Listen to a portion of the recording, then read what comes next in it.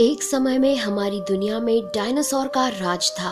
वे चलते थे जहां हम चल रहे हैं, इसी हवा में सांसें ली, इसी धरती पर लड़ाइयां लड़ी। इन दैत्याकार बड़े विचित्र डायनासोर ने करीब 14 करोड़ सालों तक इस धरती पर राज किया।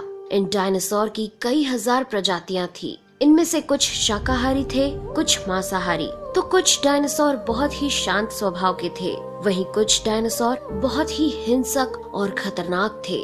ये उस समय के सबसे सफल जीव थे। लेकिन फिर अचानक ऐसा क्या हुआ? आखिर वह कौन सी घटना थी जिसने इनका नामो निशान ही मिटा दिया? इसे जानने के लिए हमें करोड़ों साल पीछे जाना होगा और डायनासोर्स के उस अंतिम दिन को करीब से देखना होगा। तो आइए चलते हैं आज से 65 मिलियन साल यानी कि 6 करोड़ 50 लाख साल पीछे। आज से करीब 6.5 करोड़ साल पहले धरती पर मौसम सामान्य था।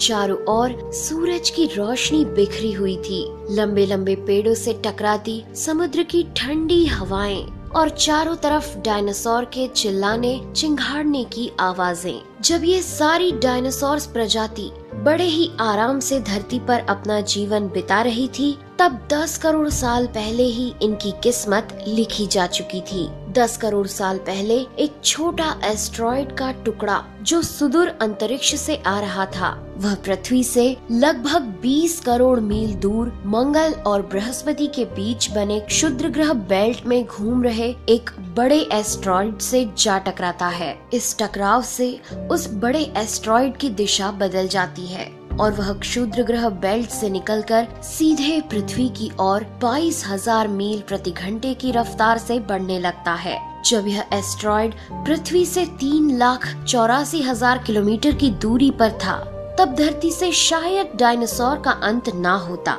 यदि यह एस्ट्रॉयड पृथ्वी के उपग्रह चांद से टकराता।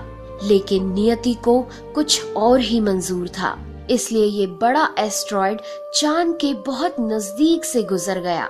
40 किलोमीटर के व्यास वाला 2 ट्रिलियन मेट्रिक टन का ये एस्ट्रॉयड प्रत्येक सेकंड के साथ साथ धरती के करीब बढ़ता जा रहा था। ये एस्ट्रॉयड जब पृथ्वी के वातावरण के संपर्क में आया तो इसकी रफ्तार एकाएक 70,000 किलोमीटर प्रति घंटा हो गई। पृथ्वी के वायुमंडल में घुसते ही घर्षण की वजह से ये एक भयानक आग के गोले में बदल गया। ये इतनी रफ्तार से धरती की ओर बढ़ रहा था कि सिर्फ 4 मिनट में इसने अटलांटिक ओशियन को पार कर लिया। इसकी चमक इतनी अधिक थी कि धरती पर टकराने से पहले ही हजारों जीव आग के इस दहकते गोले को देखकर पूरी तरह अंधे हो चुके थे।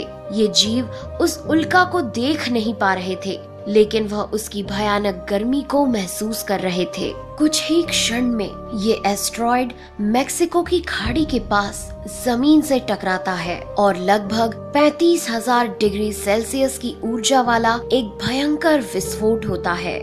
इस टकराव का विस्फोट लगभग 10 हाइड्रोजन बम के विस्फोट के बराबर था। ये विस्फोट इतना शक्तिशाली था कि इसके टकराते ही धरती की लाखों टन धातु अंतरिक्ष में चली गई। टकराव वाली जगह पर 180 किलोमीटर चौड़ा और 20 किलोमीटर गहरा गड्ढा बन गया। विस्फोट के कारण इस गड्ढे का सारा मेटल और पत्थर आसमान में धूल के बड़े बादल में बदल गए। 16 मिनट 40 सेकंड बाद जमीनी टकराव की वजह से धरती के अंदर चारों ओर 11.1 तीव्रता की भूकंपीय तरंगे उठने लगी। इस वजह से समुद्र में विशालकाय लहरों का निर्माण हुआ और एक के बाद एक सुनामी की लहरें चारों तरफ बढ़ने लगी। भूकंपीय तरंगों ने सभी सक्रिय ज्वालामुखियों को दहका दिया, जिसके कारण जगह जगह डायनासोर का विनाश शुरू हो गया। धरती के महाविनाश की प्रक्रिया आरंभ हो चुकी थी। इस भयानक विस्फोट में रेडिएशन की मात्रा इतनी बढ़ गई कि इसके 800 किलोमीटर के दायरे में आने वाले सभी जीव जलकर पूरी तरह राख के ढेर में बदल गए थे। इस महाविनाश में उड़ने वाले डायनासोर इन जमीनी खतरों से तो बच निकले, लेकिन ये तो महाप्रलय की बस शुरुआत मात्र थी। विस्फोट की वजह से जो लाखों टन मेटल, पत्थर और धूल अंतरिक्ष में गया था, वह ग्रेविटेशनल पुल के कारण ठीक 40 मिनट बाद आग के गोले के रूप में पूरी धरती पर बरसने लगे।